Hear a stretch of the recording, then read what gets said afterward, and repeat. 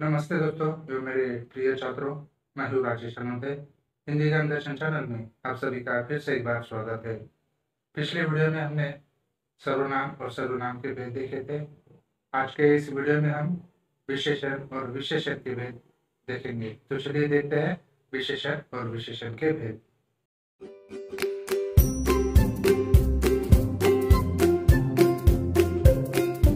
आज हम विशेषण इस विषय से संबंधित जानकारी प्राप्त करते हैं। सबसे पहले हम विशेषण का अर्थ देखेंगे, विशेषण की परिभाषा और विशेष्य किसे कहते हैं यह देखेंगे और उसके बाद हम विशेषण के प्रकार देखेंगे। तो चलिए सबसे पहले हम विशेषण का अर्थ और उसकी परिभाषा देखते हैं। विशेषण का अर्थ इस प्रकार है। विशेषण शब्द का अर्थ होता है विशेषता बताने वाला शब्द।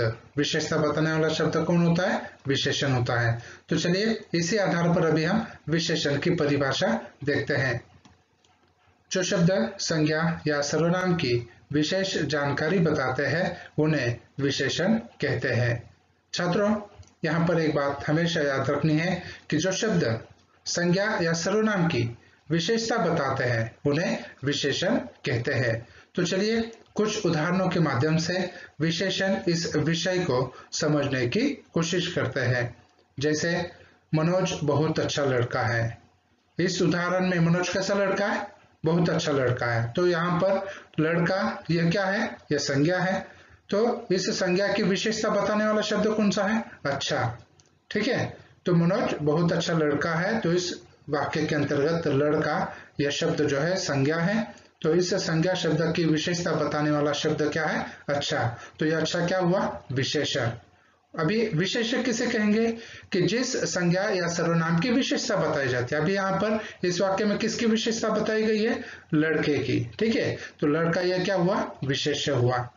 तो चलिए यहाँ पर दूसरे उदाहरण के माध्यम से समझने की कोशिश करते हैं। आम मीठा है। इस उदाहरण में आम की विशेषता बताई गई है। तो आम कैसा है? मीठा है। तो मीठा क्या है? यह विशेषण है और आम क्या है? विशेष्य है। तीसरा उदाहरण है वे बुद्धिमान है। इस वाक्य में वे क्या है? यह सर्वनाम है। इस सर्वनाम की विशेषता बताने वाला शब्द कौन सा है? बुद्धिमान। बुद्धिमान यह जो है विशेषण है और वे यह जो है क्या है? विशेष्य है। किसान ने 7 लीटर दूध बेचा। अब इस वाक्य में दूध क्या है? यह संज्ञा है और इस संज्ञा की विशेषता बताने वाला शब्द कौन सा है? 7 लीटर। तो यहाँ पर यह 7 लीटर यह विशेषण है और दूध क्या है? यह विशेष्य है। तो चलिए छात्रों, इन उदाहरणों के माध्यम से हमने समझ लिया है कि विशेषण किसे कहते हैं, विशेष्य किसे कहते हैं। तो यहाँ पर देखिएगा, अच्छा, मीठा, बुद्धिमान, 7 लीटर, यह सभी क्या है? विशेषण है। उपर्युक्त वाक्यों में मनोज, आम, वे, किसान यह शब्द जो है विशेष्य कहलाते हैं। विशेष्य किसे कहेंगे? कि जिस संज्ञा या सर्वनाम की विशेष जानकारी दी जाती है, जिस संज्ञा या सर्वनाम की विशेषता बताई जाती है उसे हम विशेष्य कहते हैं। उपर्युक्त इन 4 वाक्यों में अच्छा, मीठा, बुद्धिमान, 7 लीटर यह शब्द जो है विशेषण है। तो चलिए छात्रों, अभी हम विशेषण के भेद देखते हैं। विशेषण के मुख्यतः 4 भेद होते हैं। उसमें से पहला भेद है गुणवाचक विशेषण, 2 नंबर का भेद है संख्यावाचक विशेषण, 3 नंबर का भेद है परिमाणवाचक विशेषण और 4 नंबर का भेद है सार्वनामिक विशेषण। छात्रों, इन 4 प्रकारों में से संख्यावाचक विशेषण इस भेद के अंतर्गत 2 उपभेद होते हैं।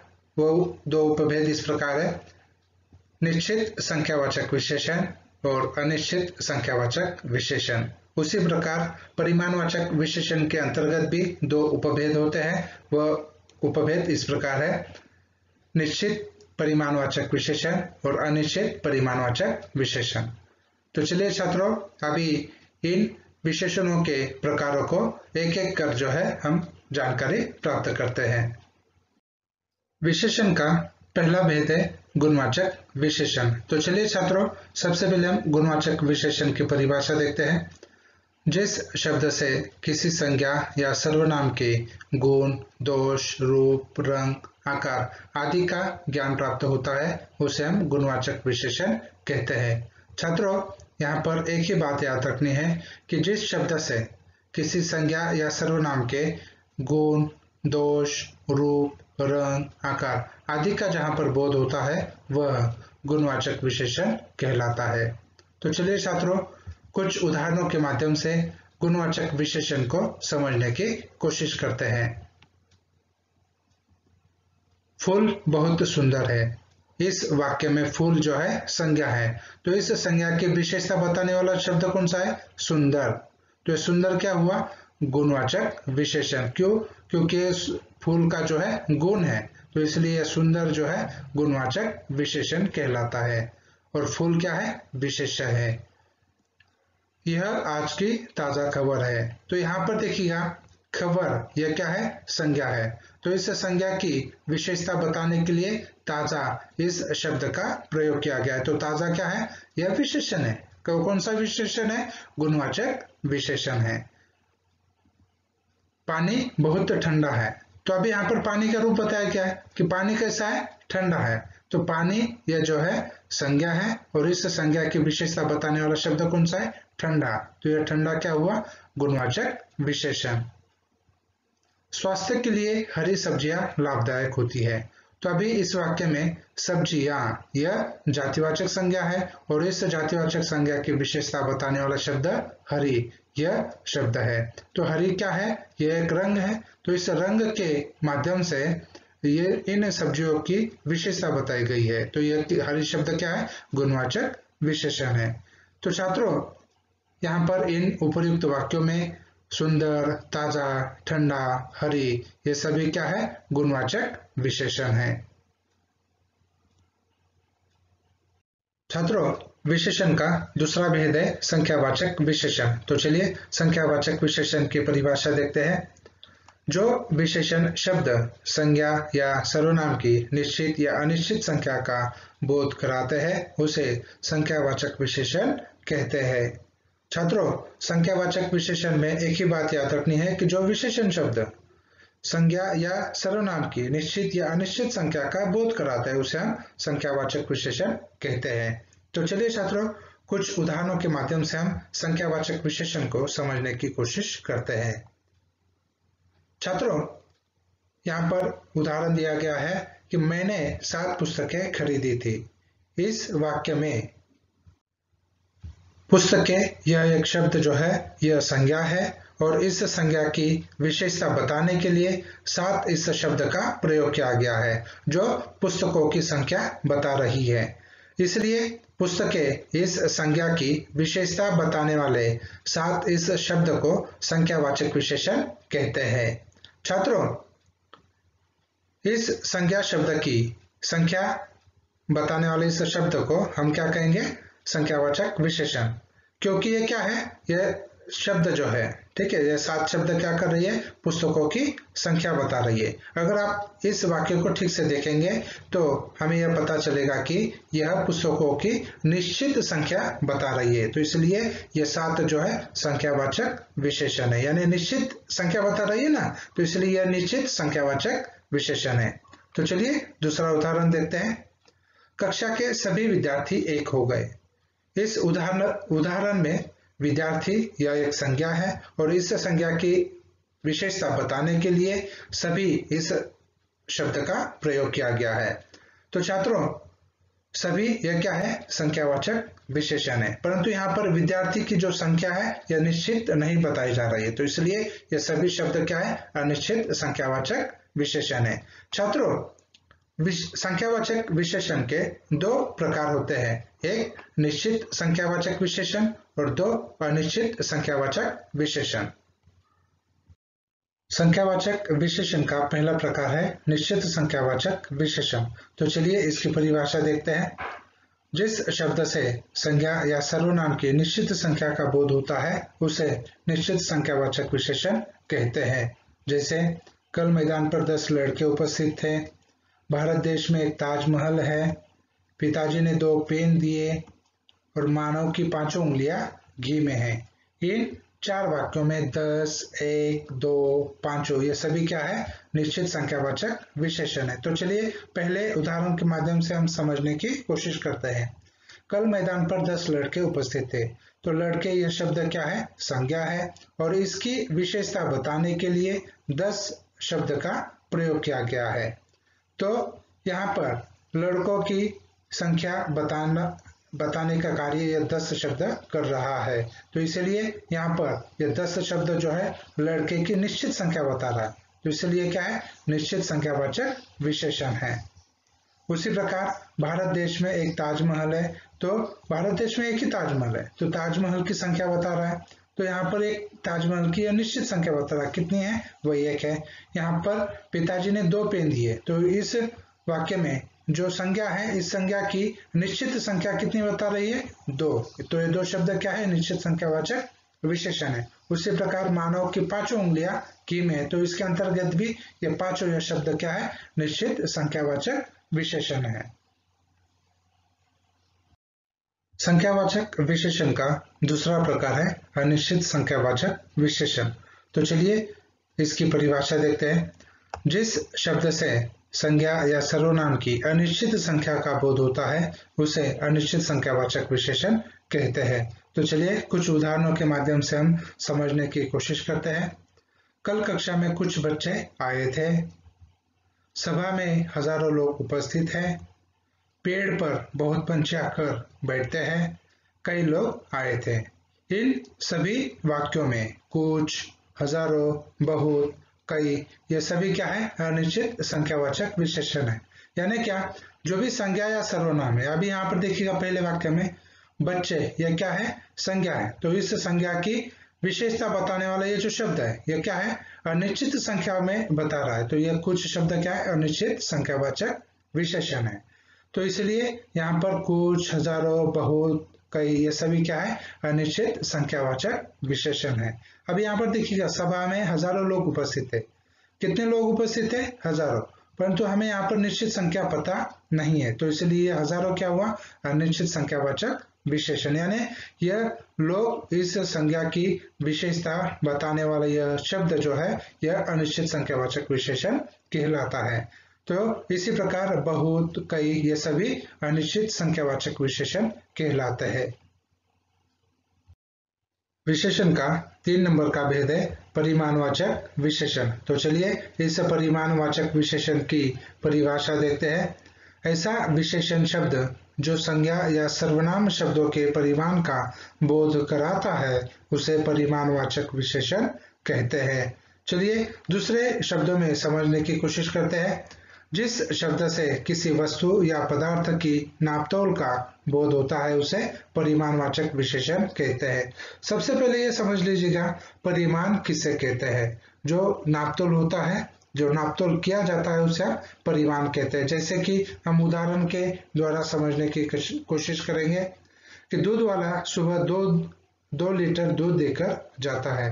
दूध वाला सुबह 2 लीटर दूध देकर जाता है। इस वाक्य में दूध क्या है, यह संज्ञा है, और इस संज्ञा की विशेषता बताने के लिए 2 लीटर इस शब्द का प्रयोग किया गया है। तो ये 2 लीटर क्या है, गुण भी नहीं है ना तो संख्या है, ये 2 लीटर क्या है, परिमाण है। तो इसलिए ये 2 लीटर संज्ञा की विशेषता बता रहे हैं। तो इसलिए 2 लीटर क्या है, परिमाणवाचक विशेषण है। दूसरा वाक्य देखते हैं। सब्जी में थोड़ा घी आवश्यक है। इस वाक्य में सब्जी क्या है, संज्ञा। इस सब्जी संज्ञा की विशेषता बताने के लिए थोड़ा घी इन शब्दों का प्रयोग किया गया है। तो यह थोड़ा घी क्या है, परिमाणवाचक विशेषण है। छात्रों, परिमाणवाचक विशेषण के 2 प्रकार है। एक निश्चित परिमाणवाचक विशेषण और दूसरा है अनिश्चित परिमाणवाचक विशेषण। तो चलिए इन्हें भी हम देख लेते हैं। परिमाणवाचक विशेषण का पहला प्रकार है निश्चित परिमाणवाचक विशेषण। तो चलिए हम निश्चित परिमाणवाचक विशेषण की परिभाषा देखते हैं। ऐसा विशेषण शब्द जो संज्ञा या सर्वनाम शब्दों के निश्चित परिमाण का बोध कराता है उसे निश्चित परिमाणवाचक विशेषण कहते हैं। तो चलिए कुछ उदाहरणों के द्वारा हम इसे समझने की कोशिश करते हैं। राजन ने 7 मीटर कपड़ा खरीदा था। इस वाक्य में कपड़ा यह शब्द जो है संज्ञा है और इस संज्ञा शब्द की विशेषता बताने के लिए 7 मीटर इन शब्दों का प्रयोग किया गया है। तो 7 मीटर क्या है? इस कपड़े का नापतोल है। ठीक है, इस कपड़े का निश्चित नापतोल है, तो इसलिए यह 7 मीटर निश्चित परिमाणवाचक विशेषण है। चाची ने 1 किलो टमाटर लाए। तो इस वाक्य में टमाटर यह संज्ञा है और इस संज्ञा की विशेषता बताने के लिए 1 किलो इन शब्दों का प्रयोग किया गया है। तो यह 1 किलो क्या है? यह टमाटर की नापतोल है। ठीक है, यह निश्चित नापतोल है, तो इसलिए 1 किलो क्या है? निश्चित परिमाणवाचक विशेषण है। मुझे 4 लीटर मिट्टी का तेल देना, इसके अंतर्गत भी यह 4 लीटर जो है निश्चित परिमाणवाचक विशेषण है। परिमाणवाचक विशेषण का दूसरा प्रकार है अनिश्चित परिमाणवाचक विशेषण। तो चलिए इसकी परिभाषा देखते हैं। ऐसा विशेषण शब्द जो संज्ञा या सर्वनाम शब्दों के अनिश्चित परिमाण का बोध कराता है उसे अनिश्चित परिमाणवाचक विशेषण कहते हैं। जैसे कुछ लीटर दूध बचा है, पिताजी ने कई किलो अंगूर लाए थे, रामू थोड़ा पानी लाता है। इन 3 वाक्यों में कुछ लीटर, कई किलो, थोड़ा पानी, ये सभी अनिश्चित परिमाणवाचक विशेषण है। अब ये अनिश्चित परिमाणवाचक विशेषण कैसे पहचानना है? तो देखिएगा, पहले उदाहरण के माध्यम से हम समझने की कोशिश करते हैं कि कुछ लीटर दूध बचा है। इस वाक्य में कुछ लीटर यह जो शब्द है, यह शब्द दूध का निश्चित परिमाण नहीं बता रहा है। ठीक है, निश्चित नापतोल नहीं बता रहा है दूध की।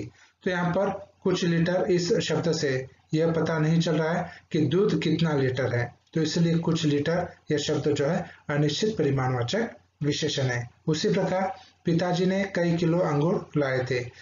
कई किलो यह जो शब्द है अंगूर का निश्चित परिमाण नहीं बता रहा है, तो इसलिए यहाँ पर कुछ कई किलो इस शब्द से यह पता नहीं चल रहा है कि अंगूर जो है कितने लाए हैं, तो इसलिए यहाँ पर कई किलो यह जो है अनिश्चित परिमाणवाचक विशेषण है। उसी प्रकार रामू थोड़ा पानी लाता है, इसके अंतर्गत थोड़ा पानी यह जो है अनिश्चित परिमाणवाचक विशेषण के अंतर्गत आता है।